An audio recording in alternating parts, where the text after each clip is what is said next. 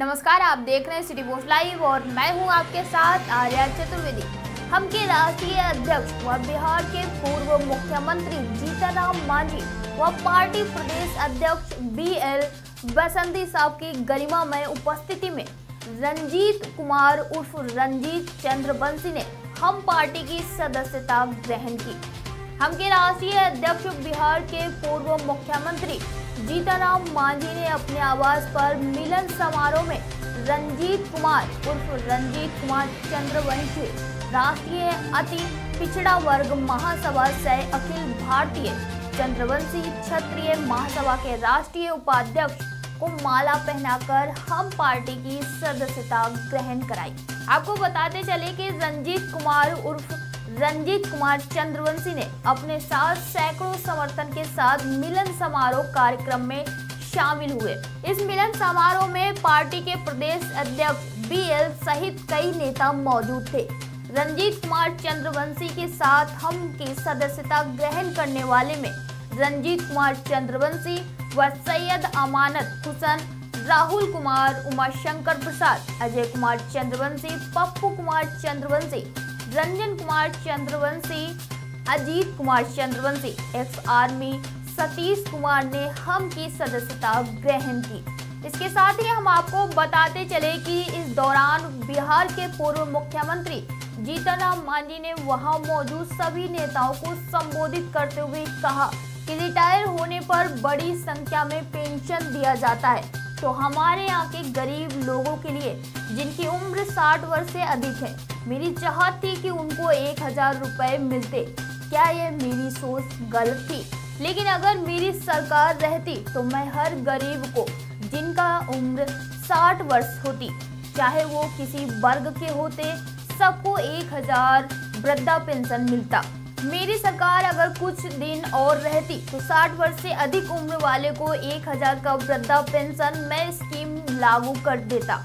और इसके साथ ही उन्होंने कहा कि इस राज्य के हर गरीबों के पास अपना घर हो जाता, जिसके लिए मैं जमीन खरीदकर गरीबों के लिए घर बनवाने की दिशा में काम कर रहा था।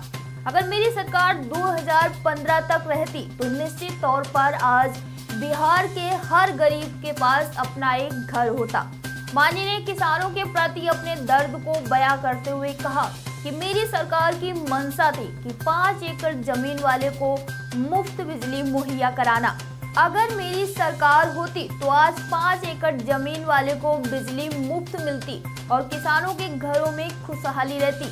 आइए आपको दिखाते हैं कि क्या कहा जीतनराम मांझी ने। तो वर्ल्ड क्लास का हो सकता है, लेकिन उसमें तो उतना पैसा ना आता। आया यहाँ क्या 225 करोड़ का एस्टीमेट बन रहा है, 580 करोड़ रुपया खर्च हो चुका, अभी भी बन रहा है। इसलिए कि उसमें जो बनना चाहिए सही है कि 250 करोड़ रुपया में वो बन जाता। आज खत्म होगा वो 1000 करोड़ रुपया में। आप जोड़ लिए कि 750 करोड़ रुपया कहाँ जा रहा है? वो जा रहा है ठेकेदार के पेट में, जा रहा है अफसर के पेट में, जा रहा है मंत्री के पेट में। यही कहते थे कि वो पैसा मेरे पास भी आता था तो बड़ी हंसी लगी थी, कहीं कि जीता मांझी बतावे कितना पैसा कमाया। तो हम तो यही कहते थे कि मुख्यमंत्री जहाँ का चाहेगा वो होने देगा। इस प्रकार की बात हम उसको रोकवाने का प्रयास किया था। और वही ठेकेदार लोग, वही अन्य लोग और भी हैं, शिक्षा की माफिया की बात कर सकते हैं, अन्य जगहों में बात कर सकते हैं। सब एक नया तरीका से हम आगे बढ़ने का काम किया तो लोगों को लगा कि जीतन मांझी कुछ ही दिनों में ऐसा काम करके चला जाएगा कि लोग यही कहेगा कि जब जीतन मांझी 2 महीना में कर सकता था तो ये सरकार क्यों नहीं करेगी, यानी उनका पोल खुल जाएगा। तो हमारा कहना है कि हम नवयुवकों को या फिर यहाँ जो पैसा खर्च हो रहा है ज़्यादा, और सोशल सेक्टर में क्या हो रहा है, पहले हो रहा था क्या, पेंशन की बात थी, पेंशन 200 रुपया दिया जाता था। आज भी हमारी मान्यता है, हालांकि उस ओर सुनते हैं कि आगे कुछ बढ़े हैं हमारे माननीय महोदय। हो सकता है उनको लग रहा होगा कि जीतन मांझी आज न कल तो खोदेगा ही।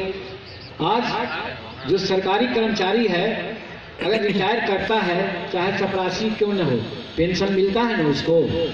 तो हमने कहा कि जो बुजुर्ग हो जाते हैं, 60 वर्ष से ऊपर हो जाते हैं, चाहे जिस जात के हों, ये लोग तो APL BPL का नारा दिया था ये लोग तो कहा था कि APL को नहीं देंगे, BPL को देंगे, लेकिन जीतन मांझी ने कहा था नहीं, हम APL को भी देंगे, BPL को भी देंगे, और एक पेंशन जो है कम से कम इन लोगों को हम 1000 रुपया देंगे।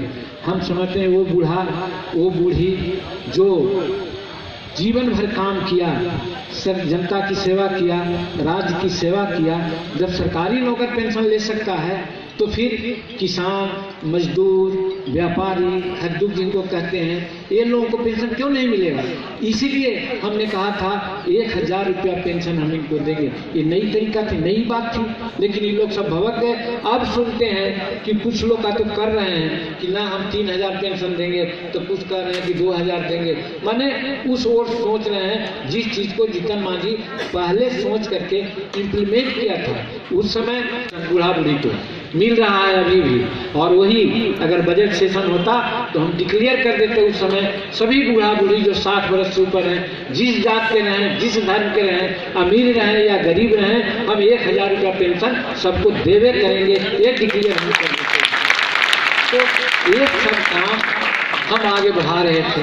अब आप हम ज़्यादा किसान लोगों से हैं, किसान की बड़ी चर्चा है, 76% किसान हैं बिहार में, और किसान की बात करते हैं तो मजदूर की भी बात उसमें आ जाती है। जब किसान ही ठीक नहीं तो मजदूर का क्या हालत है? आज मजदूर का पलायन होता है, गांव-गांव में चले जाइए, शेड्यूल कास्ट टोला, अति पिछड़ा टोला में, तो वहाँ जाइएगा तो देखिएगा, कहा भाई तो कोई गया अहमदाबाद, कहा भाई तो कोई गया बनारस, कहा तो दूसरी जगह। यहाँ काहे नहीं रहा? यहाँ इसलिए नहीं रहा कि उसको काम धाम नहीं मिला था, इसलिए यहाँ से बाहर जा रहा था। हमारे दिमाग में यही बातें थी कि हम इस तरह का आयोजन करके सबको काम दे देंगे, पेंशन भी देंगे, और किसान का जहाँ तक सवाल है वो उसको खेती हम लाभप्रद बना देंगे। आज खेती की क्या दुर्दशा है हम समझते हैं, आप लोग अधिकांश लोग खेती से आए हैं। आज बिजली की क्या हालत है, मैं मानता हूँ, एहसास करता हूँ कि बिजली की स्थिति सुधरी है, लेकिन बिलिंग में बहुत गड़बड़ी हो रही है। जहाँ 500 का बिल आना चाहिए 5000 का बिल आ रहा है, और नहीं तो फिर काट दिया जाता है, तो फिर चोरी से चलाते हैं, केस होता है। इसीलिए हमने उस समय सभी साथियों के राय से कहा था कि 5 एकड़ जमीन रखने वाले किसान को हम फ्री बिजली देंगे। हिंदुस्तान में कोई ऐसा नहीं किया था, और इस चीज को नीतीश कुमार जी ने काट दिया। और वही विधानसभा का सत्र अगर हम पूरा कर लेते, उस समय हम डिक्लेयर करने वाले थे 5 एकड़ नहीं 10 एकड़ जमीन रखने वाले किसानों को बिजली हम फ्री देंगे। ये व्यवस्था चेंज की बात नहीं थी क्या? ये किसान के फायदा की चीज नहीं थी क्या? मेरा कहने का मतलब है ऐसा हम करते तो किसान की हालत ठीक हो सकती थी। तो ये सब नया नया काम किए।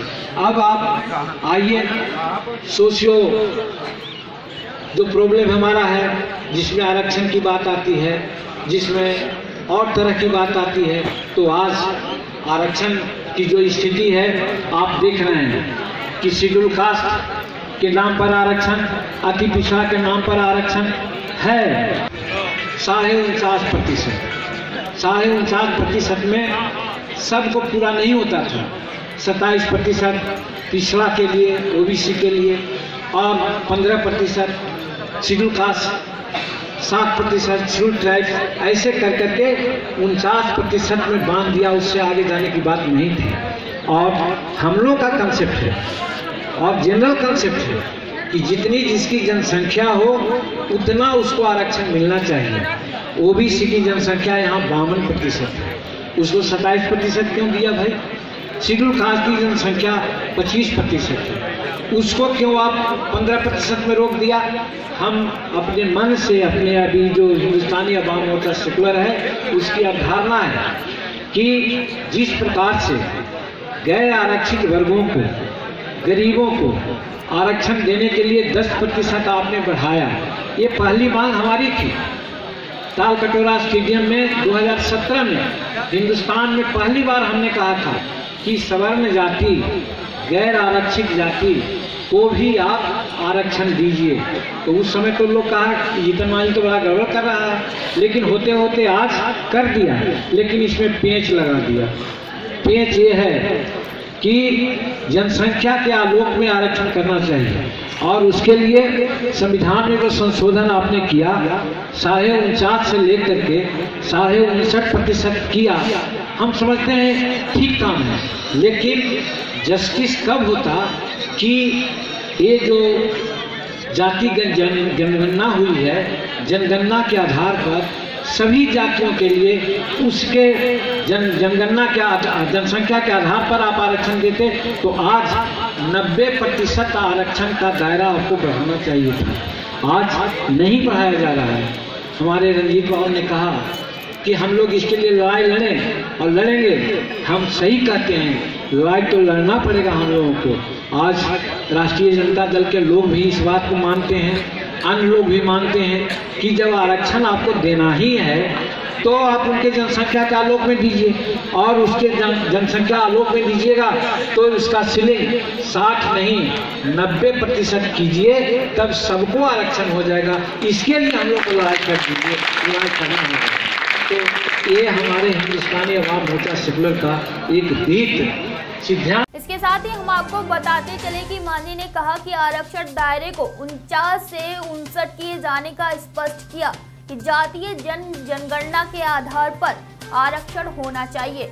इसके लिए हमने दिल्ली में सबसे पहले गरीब सवर्ण आरक्षण की बात कही थी, जिसे कुछ लोगों को नागवार गुजरा था, लेकिन आज गरीब सवर्णों को 10% आरक्षण दिया गया। आरक्षण के दायरे को बढ़ाने की आवश्यकता है। मांझी ने मिलन समारोह के अवसर पर कहा कि बिहार में एस्टीमेट घोटाले का दौर चल रहा है। म्यूजियम पर होने वाले खर्च का जो एस्टीमेट आज कहां से कहां आ गया। गरीबों के पैसे का बंदरवार हो रहा है।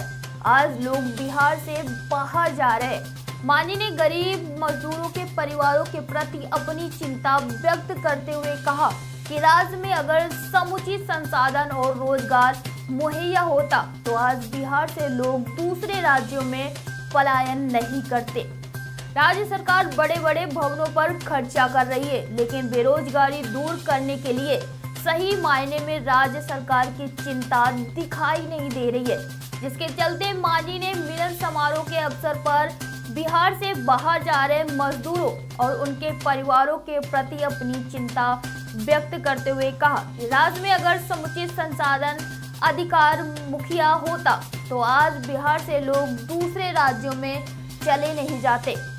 राज्य सरकार बड़े बड़े भवन पर आवश्यकता से अधिक खर्चा कर रही है, लेकिन बेरोजगारी दूर करने के लिए सही मायने में राज्य सरकार की चिंता दिखाई नहीं दे रही, और इसके चलते लोग राज्य से बाहर पलायन कर रहे हैं। ये चिंता का विषय है। फिलहाल अब तक के लिए इतना ही, और अपडेट जानने के लिए बने रहिए हमारे साथ और देखते रहिए सिटी पोस्ट लाइव।